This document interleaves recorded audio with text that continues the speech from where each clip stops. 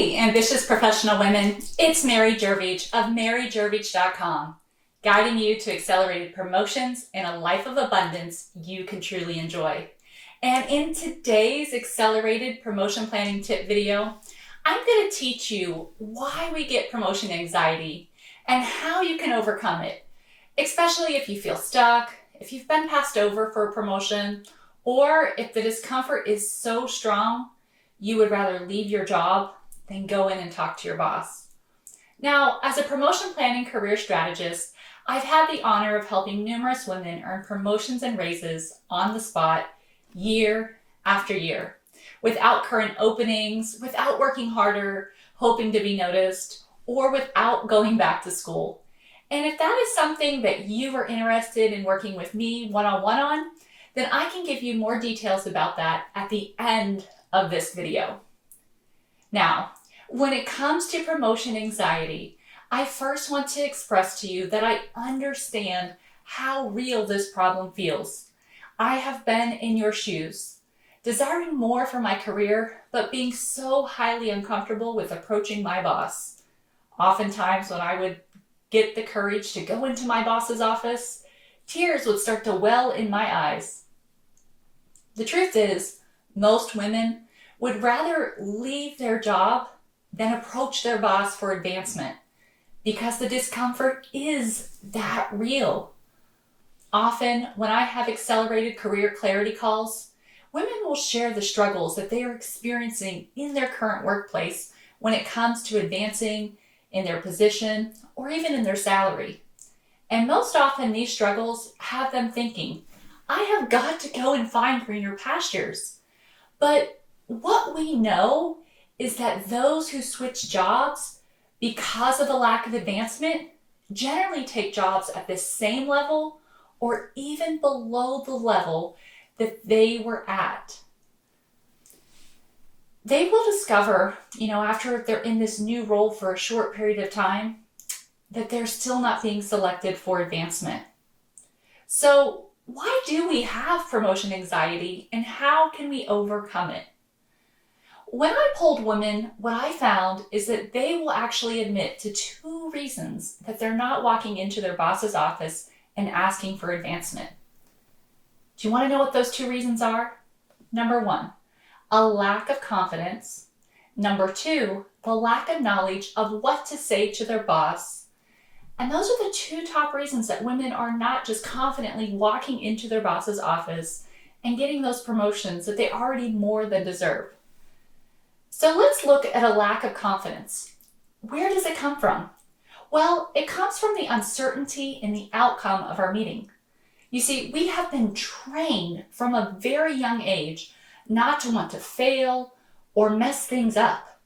We also fear that if we get that new role, that we won't be able to perform that new role well.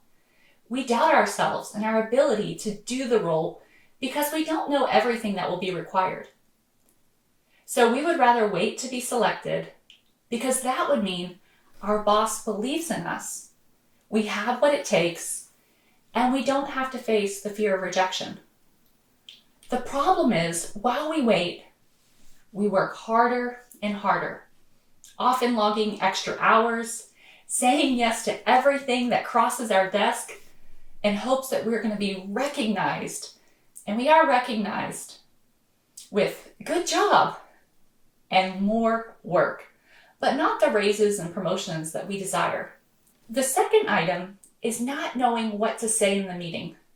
99% of people have never received training on what to say in a career advancement meeting because our education didn't come with the most important career skill we needed, how to properly communicate our value and ask for a promotion. You've likely seen some people earn a promotion or raise on the spot, while others, perhaps yourself, have failed. While it's good for people to want to know how to properly value themselves and communicate their value, they cannot get this information just looking within themselves. We have created this false assumption in society that says, because I have a job, I should know how to direct and advance in my career. equivalent to saying, because I know how to talk, I should be able to sing opera. You can see those two don't correlate, right? Therefore, you need to know how to communicate your value. And while I don't have the time to go into this in more detail in this video, I have created a cheat sheet on how to boost your confidence and get a promotion. And you can download that. We'll put the link below this video. So now I'd like to share with you the 5 skills that you can implement right now to reduce promotion anxiety. Number 1, remember your greatness. We all have greatness inside, and taking time to remember all of the incredible things you've done in the past will help to boost your confidence and allow you to focus on what you have going for you right now. It's more than you are currently thinking. There is greatness inside of you. Take time to look to the past and document all of your accomplishments. Number 2, do a worst case scenario. What is the worst thing that could happen? I mean, really think about it. If you walk into your boss's office and ask for a promotion or raise that you deserve, what is the worst thing? The worst thing is they will say no. And while that seems to be the biggest fear we're trying to overcome, there are 2 bigger fears that you really should be thinking about. First, what if they would have said yes and given you that increase on the spot? Every month you wait to approach your boss is another month that you leave hard-earned money on the table. The second biggest fear you should be thinking about is if you never ask, you will never actually know the truth. Even if you hear a no, at least it's this information that can move you forward. As painful as it may seem, you will either know what is needed to advance, or you will know that it's time to look for another company that will value you. The third skill, decide and commit. What you believe is possible for yourself, you will work towards.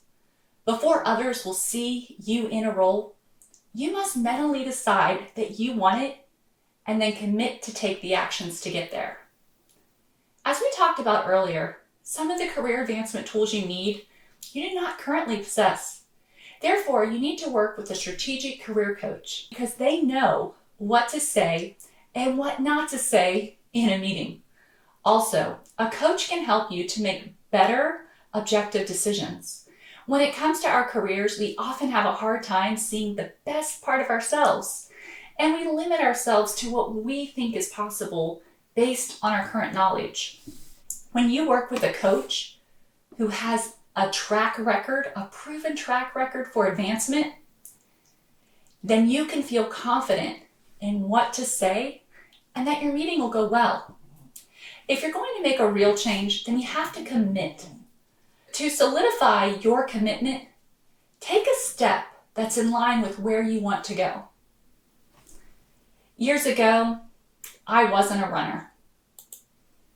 I would say all the time, I'm not a runner, I'm not a runner, I'm not a runner. Then one time I found myself working at a 5K. And as I looked around, I started to realize I had the wrong idea about what a runner was. There were people there that looked just like me and you. And what I realized in that moment is that I could run. So I entered my first 5K. A few weeks later, I was on vacation with my family at the beach. I woke up and I told my husband that morning, I'm going to run a marathon. I had only ever run 2Ks before. I have used this powerful skill of deciding and committing over and over and over again in my life to achieve incredible results. But it takes you deciding that you can.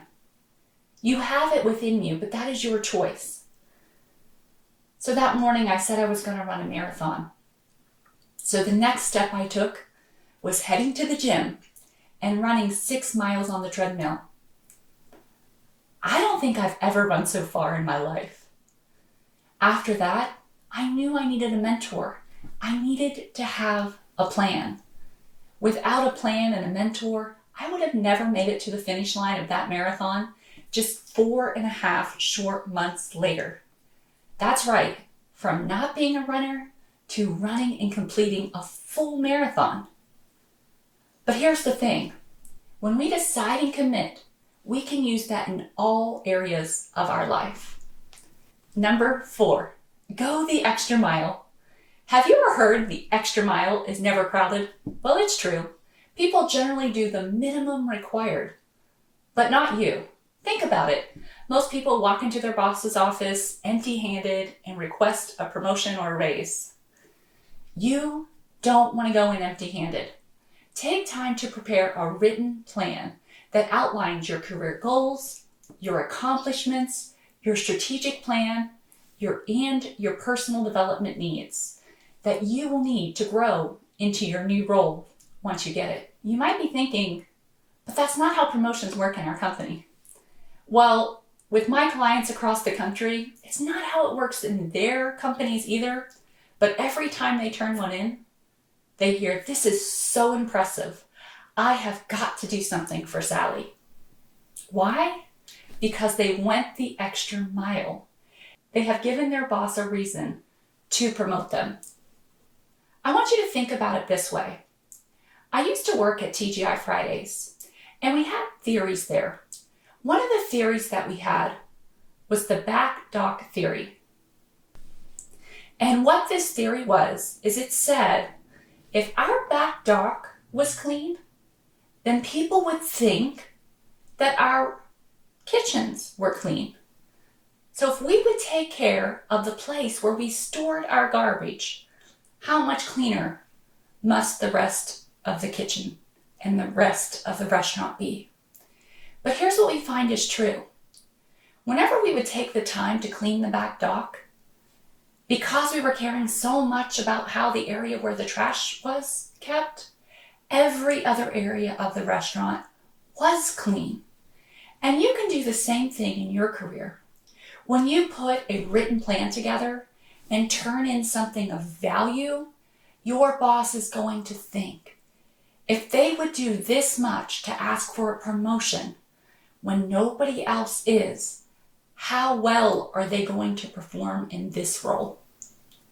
And they will believe and they will know that you are capable. And number 5, practice. Have you ever had a big presentation at work that felt overwhelming? Other than getting started, what helped to calm these nerves? Practice. Exactly.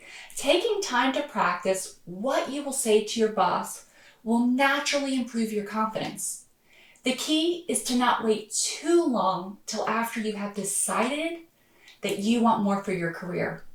Once you commit to yourself, aim to be standing in your boss's office with a full plan in hand and confidently communicating your value in 4 to 6 weeks. So there you have it. Those are my 5 tips to overcome promotion anxiety and advance in your career. Now, if you're someone who's been on this path of earning a promotion or a raise, and you've been trying for a while, but you just haven't had much luck, and you're ready for some one-on-one professional coaching, then feel free to reach out to me and head on over to my website, maryguirovich.com/masterclass, to learn more about the proven My Promotion Plan Blueprint that is helping women to confidently go from passed over to promoted, all in record time. In this short video, you'll learn how to stand out confidently as the obvious choice for promotions and raises year after year. After watching, you'll be invited to schedule a one-on-one call with me where we can discuss your specific career goals and how to get you there in less than half the time while maximizing your income. If you like this video, then give it a big thumbs up. Be sure to subscribe and share it with your friends. Thank you for watching, and I'll look forward to seeing you in the next video right now.